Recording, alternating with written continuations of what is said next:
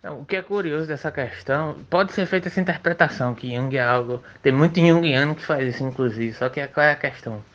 Não é necessariamente uma mística, mas é a questão do símbolo, que é muito importante em Jung. E o que é o símbolo? O símbolo é algo de concreto que acontece a partir de uma determinada reverberação, né, dos aspectos conscientes e inconscientes do ser humano. E esses aspectos conscientes e inconscientes estão delegados à noção de psique em Jung, que não é psique, que ele chama de alma. E o que é a noção de alma em Jung?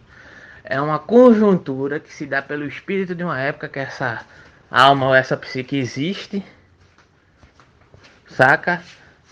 Ou seja, a cultura de uma determinada época, a representação corpórea que essa psique tem dentro desse determinado contexto e a concepção supostamente racional dessa alma para Jung, basicamente, né? A alma para Jung ela é um termo mais completo para se referir à psique humana. A psique não dá conta. Né? Então não é a alma no sentido comum ou cristão que a gente entende, mas é a alma nesse sentido, desse aspecto, né?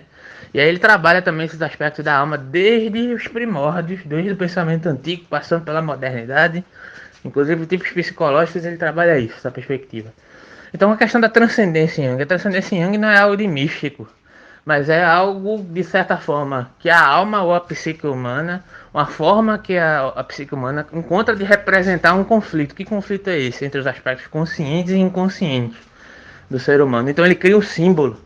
Então quando ele fala de função transcendente, não é uma mística da transcendência de algo corpóreo, de uma alma incorpórea, na verdade, de algo incorpóreo, de uma alma religiosa.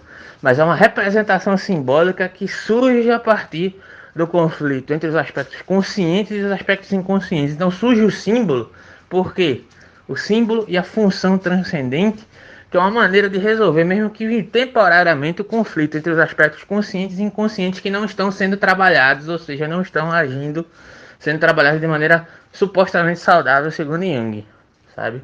Então eu crio o símbolo, porque o meu, digamos, porque essa questão do, digamos assim, do inconsciente e inconsciente, ela não é algo estanque, não é algo fixo. Tem a questão dos arquétipos, das imagens arquetípicas, né, que Jung trabalha de um modo geral, que estão delegadas justamente às tipologias. Né? As tipologias é o tipo introvertido e o tipo extrovertido.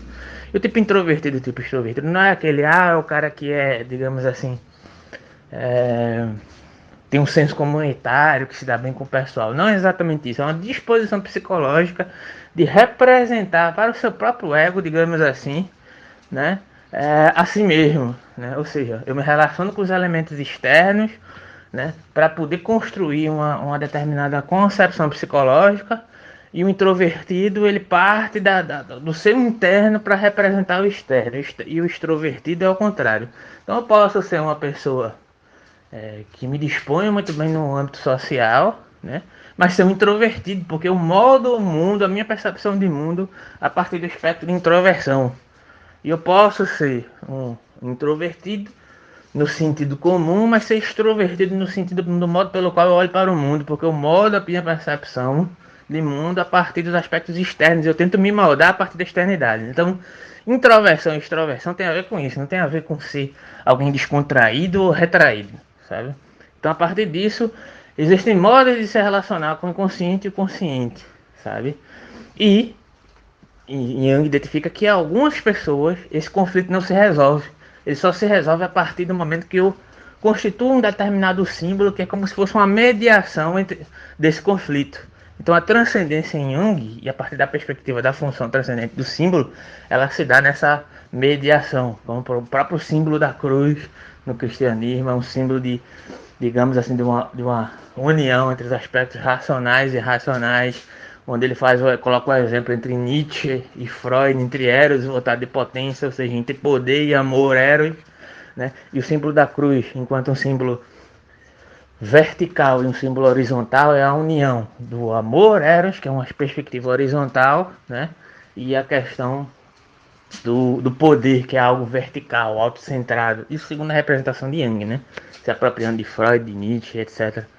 Mas tem alguns junguianos que totalizam, utilizam isso para uma certa espiritualização.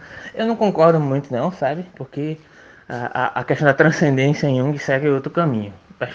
Até a espiritualidade ela pode ser tratada nesse sentido, mas a partir dos aspectos inconscientes e conscientes do pensamento racional e irracional das funções, né, que segue também por outro caminho, por outro tipo de interpretação, sabe?